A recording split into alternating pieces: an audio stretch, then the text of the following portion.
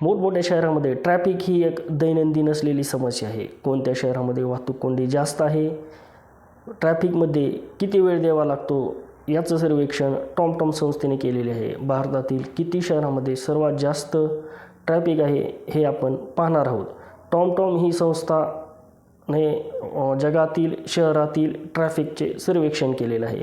यामध्ये सर्वात जास्त ट्रॅफिक म्हणजे वाहतूक कोंडी ही कोलंबिया देशातील बराकिला या शहरामध्ये आहे. या शहरात 10 किलोमीटरचे अंतर पार करण्यासाठी 36 मिनिटे 6 सेकंदाचा वेळ लागतो.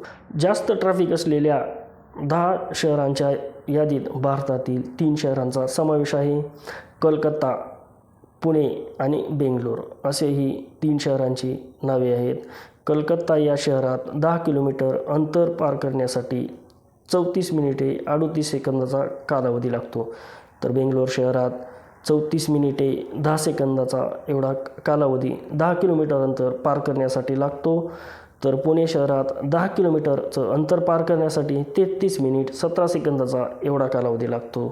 हे असा निष्कर्ष टॉमटॉम या संस्थेने ट्रॅफिकविषयी केलेल्या अभ्यासातून काढलेला आहे. ही माहिती तुम्हाला कशी वाटली, आवडली असल्यास लाईक करा, शेअर करा, कमेंट करा.